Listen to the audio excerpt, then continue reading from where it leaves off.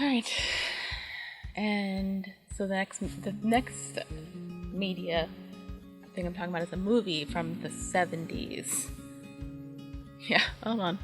Yeah, I was right. 1971. Called Harold and Maude. I don't know if most people have heard about it nowadays. I heard about it about like 10 years ago, and I'm like, oh, this is really nice, and then never went on to watched it, and people suggested it that I should because they thought I might like it because it's like a weird, romantic, quirky movie, and yeah, I really liked it. Basically, the plot is you have this kid named Harold who's about 18, and he's obsessed with death and like staging like his own death, like that kind of thing. He goes to funerals a lot. He drives a hearse because why not? He's rich, so who cares? And that kind of thing.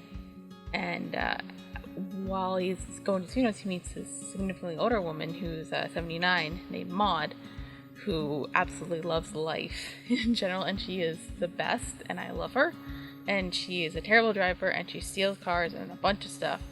And they kind of like hang out more often and develop a romance, which I think is interesting, and that kind of thing. And I think at this point I'm just going to spoil the movie. Probably should say that. But they because basically the entire movie, his mom's trying to set him up with like a wife to get married even though he's 18, whatever. But he really wants to marry Maude, and like they definitely they love each other, and it's really sweet and that kind of thing. What did I write? Oh, so I think they said like Harold was 18 and his voice sounded like he was 18, but his face kind of looked like he looked really younger. I thought he was I think in my notes I said he looked like 12, but maybe like 14. He kind of looked like Asa Butterfield, if anybody knows him from like Ender's Game and that kind of thing. And I honestly think that I don't think they would ever remake this movie again, but I honestly think you could make this into like a play, and I think you should cast Asa Butterfield. And I thought Maude looked really good for her age, and I said, oh, I want to be her when I grow up, just like, because who wouldn't? She's awesome. Yeah, I didn't really write much of the movie, but I really liked all of the editing. I thought some of Harold's like deaths really creative, and I like the fact that like at this point like his family was so used to it that they were basically like they would just like see him like on the ground like throat cut, whatever, and they were just like that kind of thing. I liked how he kind of became more, because he's like seems like this depressed kid.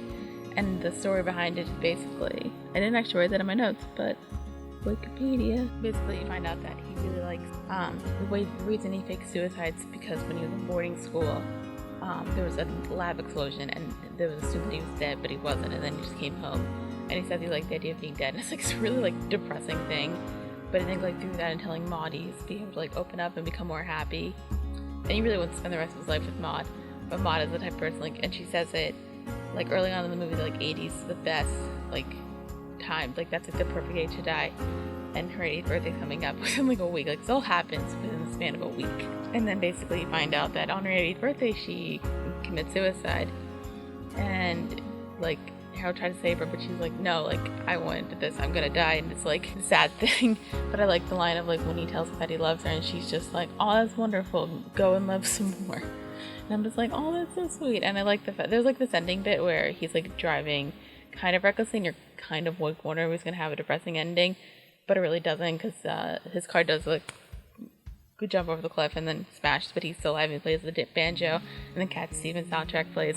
And it's actually a really good soundtrack. Everything melds really well with this movie, so I recommend it if you want a romantic dramedy to watch, and like especially an older one, and one that's like really different, that shows like a romance between like somebody who is significantly younger and somebody who's significantly older, and making it really like sweet and that kind of thing. Like it really doesn't matter who you fall in love with and that kind of thing. So yeah, 9 out of 10, because yeah.